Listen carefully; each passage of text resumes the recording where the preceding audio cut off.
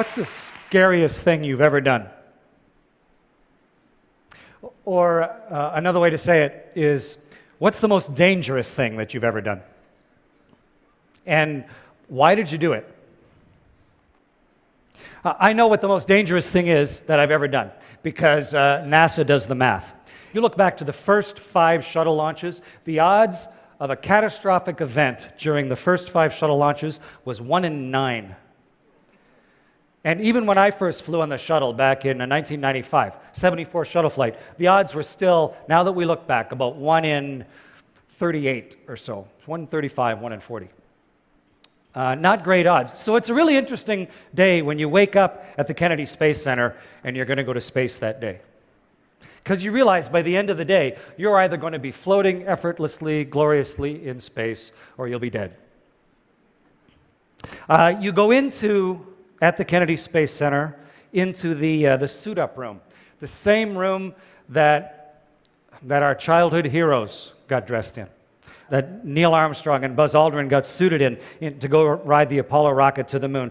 And I got my pressure suit built around me and rode down outside in the van heading out to the launch pad, in the Astro van heading out in the launch pad. And as you come around the corner at the Kennedy Space Center, it's normally pre-dawn, and in the distance, lit up by the huge xenon lights, is your spaceship, the vehicle that is going to take you off the planet. And the crew is sitting in the Astro van, sort of hushed, almost holding hands, looking at that as it gets bigger and bigger. We ride the elevator up, and we crawl in on your hands and knees into the spaceship, one at a time, and you sort of worm your way up into your chair and plunk yourself down on your back. And the hatch is closed, and suddenly, what has been a lifetime of both dreams and denial is becoming real. Something that I dreamed about, in fact, that I chose to do when I was 9 years old, is now suddenly within not too many minutes of actually happening. And in the astronaut business, the shuttle is a very complicated vehicle. It's the most complicated flying machine ever built. And in the astronaut business, we have a saying, which is, there is no problem so bad that you can't make it worse. And so you're very conscious in the cockpit. You're thinking about all of the things that you might have to do, all the switches and all the wickets you have to go through. And as the time gets closer and closer, this excitement is building. And then about 3.5 minutes before launch, the huge nozzles on the back, like the size of big church bells, swing back and forth. And the mass of them is such that it sways the whole vehicle, like the vehicle's alive underneath you, like an elephant getting up off its knees or something. And then about 30 seconds before launch, the vehicle is completely alive. It is ready to go. The APUs are running. The computers are all self-contained. It's ready to leave the planet. And 15 seconds before launch, this happens. 12, 11, 10, 9, 8, 7, 6, 5, start, 2, 1, booster ignition, and liftoff of the Space Shuttle Discovery, returning to the space station, paving the way for future missions beyond.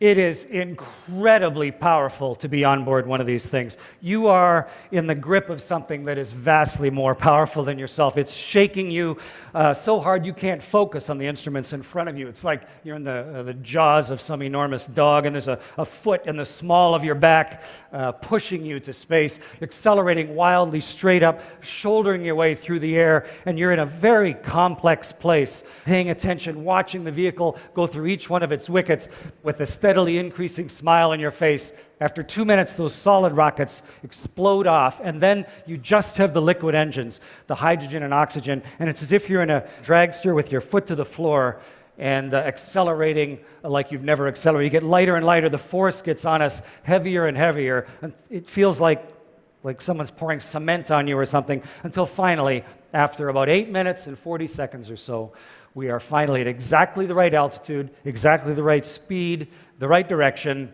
the engine shut off, and we're weightless. And we're alive.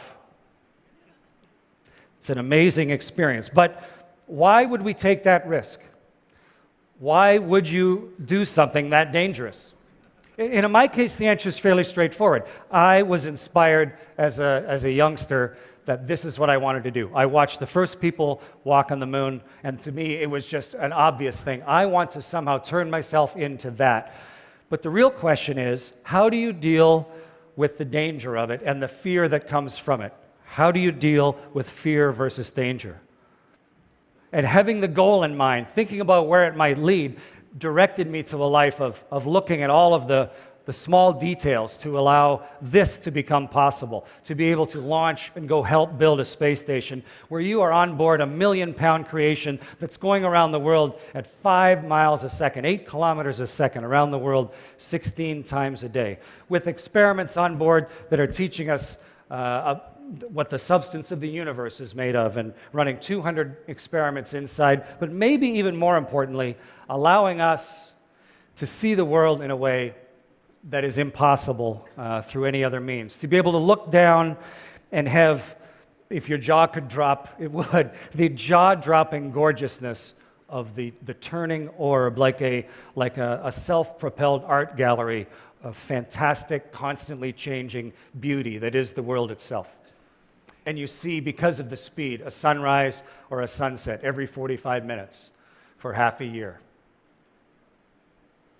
And the most magnificent part of all that is to go outside on a spacewalk. You are in a one-person spaceship that is your spacesuit, and you're going through space with the world. It's an entirely different perspective. You're not looking up at the universe. You and the Earth are going through the universe together. And you're holding on with one hand, looking at the world turn beside you. It's like roaring silently with color and texture as it pours by just mesmerizingly next to you. And if you can tear your eyes away from that and you look under your arm down at the rest of everything, it's an unfathomable blackness, with a texture you feel like you could stick your hand into. And you are holding on with one hand, one link to the other 7 billion people. And I was outside of my first spacewalk when my left eye went blind. And I didn't know why. Suddenly my left eye slammed shut in great pain, and I couldn't figure out why my eye wasn't working. I was thinking, what do I do next? I thought, well, maybe that's why we have two eyes, so I kept working. But unfortunately, without gravity, tears don't fall. And so you just get a bigger and bigger ball of whatever that is mixed with your tears on your eye until eventually the ball becomes so big that the surface tension takes it across the bridge of your nose like a tiny little waterfall and goes goosh into your other eye. And now I was completely blind outside the spaceship. So what's the scariest thing you've ever done?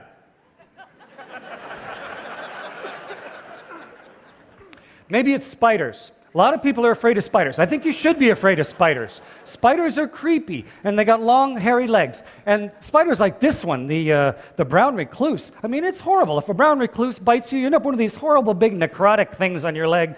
And there might be one right now sitting on the chair behind you, in fact. And how do you know? And so a spider lands on you, and you go through this great spasmy attack because spiders are scary.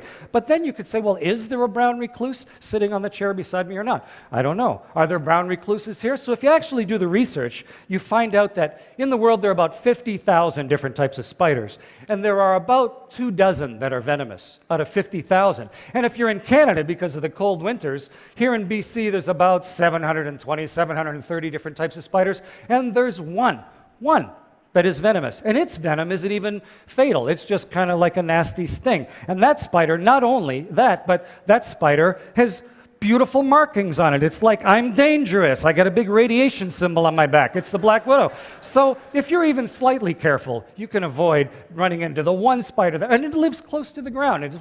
You're walking along, you are never going to go through a spider web where a black widow bites you. Spider webs like this, it doesn't build those. It builds them down in the corners. And it's for black widow because it's the female spider eats the male. It doesn't care about you. So in fact, the next time you walk into a spider web, you don't need to panic and go with your caveman reaction. The danger is entirely different than the fear. And how do you get around it, though? How do you change your behavior? Well, next time you see a spider web, have a good look, make sure it's not a black widow spider, and then walk into it. And then you see another spider web and walk into that one. It's just a little bit of fluffy stuff. It's not a big deal. And the spider that may come out is no more threat to you than a ladybug or a butterfly. And then I guarantee you, if you walk through 100 spider webs, you will have changed your fundamental human behavior, your caveman reaction, and you will now be able to walk in the park in the morning and not worry about that spider web or into your grandma's attic or whatever, into your own basement. And you can apply this to anything. If you're outside on a spacewalk and you're blinded, your natural reaction would be to panic, I think. It would make you nervous and worried. But we had considered all the venom, and we had practiced with a whole variety of different spider webs. We knew everything there is to know about the spacesuit, and we trained underwater thousands of times. And we don't just practice things going right, we practice things going wrong all the time, so that you are constantly walking through those spider webs, and not just underwater, but also in virtual reality labs with the helmet and the gloves, so you feel like it's realistic. So when you finally actually get outside on a spacewalk, it feels much different than it would if you just went out first time.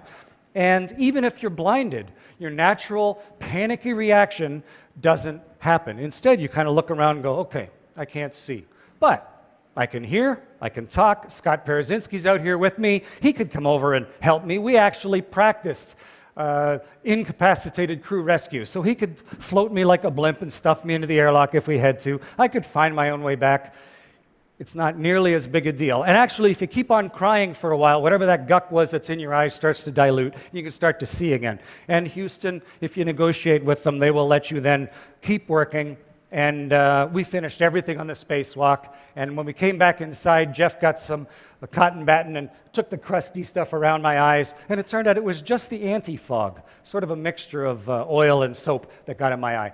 And now we use Johnson's No More Tears, which we probably should have been using right from the very beginning. But the key to that is, by looking at the difference between perceived danger and actual danger. Where's the real risk? What is the real thing that you should be afraid of? Not just a generic fear of bad things happening. You can fundamentally change your reaction to things so that it allows you to go places and see things and do things that otherwise would be completely denied to you. Where you can see the hard pan south of the Sahara, or you can see New York City in a way that is almost dreamlike, or the unconscious gingham of Eastern Europe fields, or the Great Lakes as a collection of small puddles. You can see the fault lines of San Francisco and the way the water pours out under the bridge, just entirely different than any other way that you could have if you had not found a way to conquer your fear. You see a beauty that otherwise never would have happened. It's time to come home at the end. This is our spaceship, the Soyuz, that little one. 3 of us climb in, and then this spaceship detaches from the station and falls into the atmosphere. These 2 parts here actually melt. We jettison them and they burn up in the atmosphere. The only part that survives is the little bullet that we're riding in, and it falls into the atmosphere. And in essence, you are riding a meteorite home. And riding meteorites is scary, and it ought to be. But instead of riding into the atmosphere, just screaming like you would if suddenly you found yourself riding a meteorite back to Earth, instead, 20 years previously, we had started studying Russian. And then once you learned Russian, then we learned orbital mechanics in Russian. And then we learned vehicle control theory. And then we got into the simulator and practiced over and over and over again. And in fact, you can fly this meteorite and steer it and land in about a 15-kilometer circle anywhere on the Earth. So in fact, when our crew was coming back into the atmosphere inside the Soyuz, we weren't screaming, we were laughing. It was fun. And when the great big parachute opened, we knew that if it didn't open, there's a second parachute, and it runs on a nice little clockwork mechanism. So we came back, we came thundering back to Earth, and this is what it looked like to land in a Soyuz in Kazakhstan. And you can see one of those search and recovery helicopters once again That helicopter, part of a dozen such Russian Mi-8 helicopters. Touchdown, 3:14 and 48 seconds a.m. Central Time. And you roll to a stop as if someone threw your spaceship at the ground and it tumbles end over end. But you're ready for it. You're in a custom-built seat. And you know how the shock absorber works. And then eventually the Russians reach in, drag you out, plunk you into a chair, and you can now look back at what was an incredible experience. You have taken the dreams of that 9-year-old boy, which were impossible and dauntingly scary, dauntingly terrifying, and put them into practice and figured out a way to reprogram yourself, to change your primal fear so that it allowed you to come back with a set of experiences and a level of inspiration for other people that never could have been possible otherwise. Just to finish, they asked me to play that guitar. I know this song, and it's really a tribute to the genius of David Bowie himself, but it's also, I think, a reflection of the fact that we are not machines exploring the universe. We are people, and we're taking that ability to adapt and that ability to understand and the ability to take our own self-perception into a new place.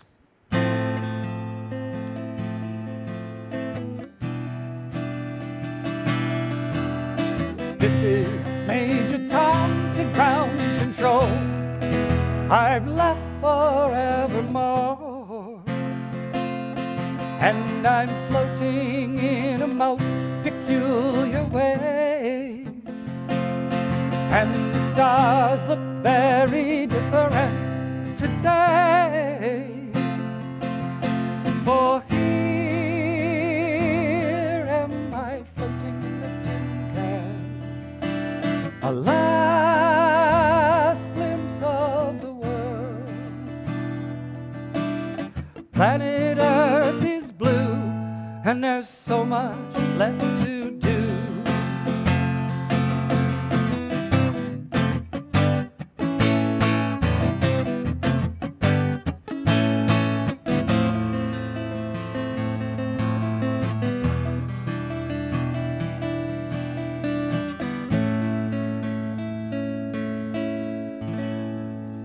Fear not.